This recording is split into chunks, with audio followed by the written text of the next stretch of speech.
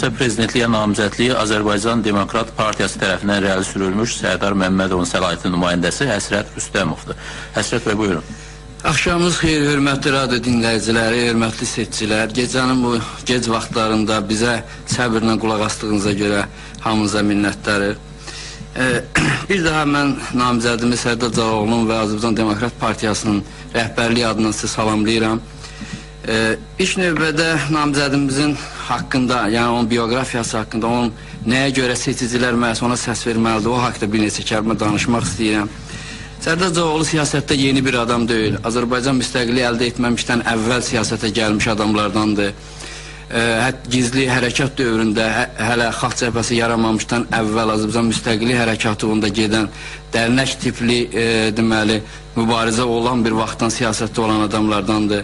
Və ondan sonraki dövr ərzində də həmişə faal, ictimai rəyin diqqət mərkəzində olan adam olub. Ona görə də bu barədə çox uzun danışmaq fikrində deyiləm.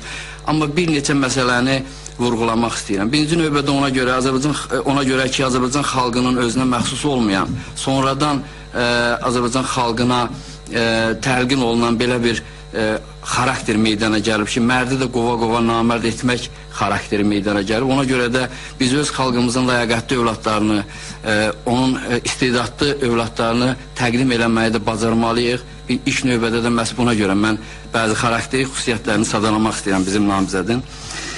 Bizim Sərdar Cavaoğlu prinsipaldır ilk növbədə. Yəni, indiyə qədər ki, apardığı mübarizədə dəfələrlə bunu sübut edir. Mübarizdir, cəsarətlidir. Özü təşkil etdiyi mitingin önündə gedib. Həbsxanada olub, Azərbaycan xalqı uğrunda mübarizədən bir addım belə geri çəkilməyib. Avropa İnsan Hüquqları Məhkəməsinə qədər hüququn müstəvidə mübarizəsini aparıb, dəfələrlə burada sübuta yetirib ki, ona qarşı ədalətsizlik olub. Hətta ilk dəfə olaraq Azərbaycandan səhv eləmirəmsə, deməli, Qafqaz regionunda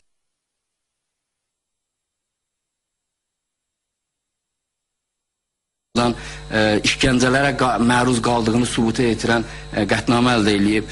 İndi də bir iş ilə əlaqədar iddiası Avropa məhkəməsində araşdırılmaqdadır.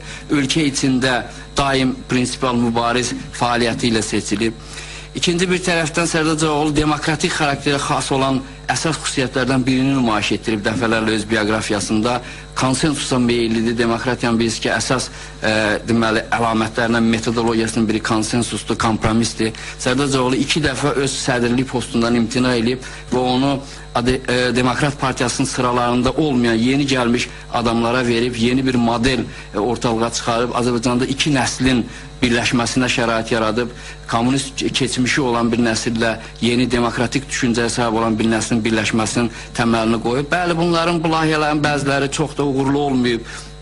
Son nəticədə xalqın həyatına mühüm dəyişikliklər gətirib çıxarmayıb. Amma bu bir siyasi təcrübədir və Azərbaycan siyasi həyatında qalacaq. Sərdar Cavaoğlu yenilikçidir, daim müxtəlif yeni ideyalarla cəmiyyətdə çıxış edir. Əsasən də ictimai rəydə çox vaxt ona görə qınanır və ictimai rəydə doqmaya çevrilmiş, uzun müddət statik bir vəziyyət almış ideyaların, köhnə ideyaların deməli, qılınclanmasında mühüm rol oynayan yeni ideyalarla daim çıxış edir. Sərdar Cavaoğlu Azərbaycan xalqını sevir, dəfələrlə bunu sübut edib.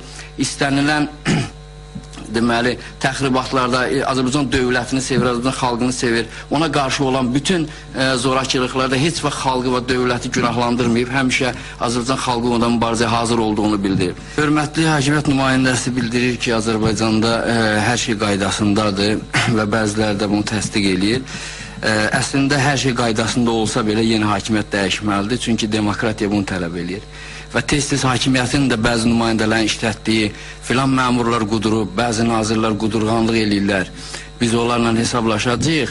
Bu qudurmaq, yəni qudurmanın səbəbi uzun müddətli hakimiyyətdir. Ona görə də ən yaxşı hakimiyyət olsa belə yenə də hakimiyyət dəyişməlidir. Ona görə mən Azərbaycan xalqına müraciət edirəm ki, yaratdığı bu dövlətin qədrini bilsin, onun idarəsinin başına keçsin. Çünki konstitusiyada yazılıb ki, Azərbaycan xalqı bu dövlətin əsasıdır, xalq təşkil edir əsasını və hakimiyyət xalqa məxsusdur.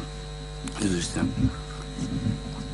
Mən bir neçə vaxtından istifadə edib bir neçə sahəyə partiyamızın baxışlarını açıqlamaq istəyirəm. İlk növbədə səhiyyə sahəsində bilirsiniz ki, bu sektor ictimaiyyəti narahat edən əsas məsələlərdən biridir və hakimiyyət nümayəndəsinin dediyinin əksinə olaraq bu sahədə kifayət qədər böyük və ciddi problemlər var, hələ də həll olunmayıb.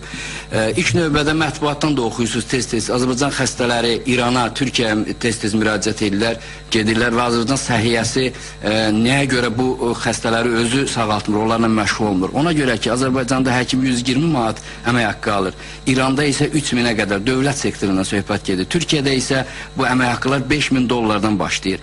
Təhsil sahəsində olan problemlər nəyə görə Azərbaycan universitetlərinin reytingi dünyada birinci yüzlüyə daxil olmur, hətta ikinci yüzlüyə daxil olmur. Ona görə ki, Azərbaycanda təhsil işçiləri maksimum 250-300 manat əmək haqqı alır, amma xarici ölkələrdə bununla müqayisə olmaz dərəcədə böyük əmək haqqılar alırlar. Yəni Azərbaycanda problemlər kifayət qədərdir. Azərbaycan Demokrat Partiyası hakimiyyətə gələcəyi təqdirdə Azərbaycanda sosial yönümlü bir dövlətin və hüquqi bir dövlətin yaradılmasını təklif eləyir. Ona görə də mən sizi Sərdar Cavağona səs verməyə çağırıram. Sağ olun. Sağ olun, salamat qalın. 9 oktyabr Azərbaycan Respublikası Prezidentinin seçkiləri günüdür. Xalq seçir. Qeydə alınmış prezidentliyə namizədlərin təşviqatı üçün ödənişsiz efir vaxtı.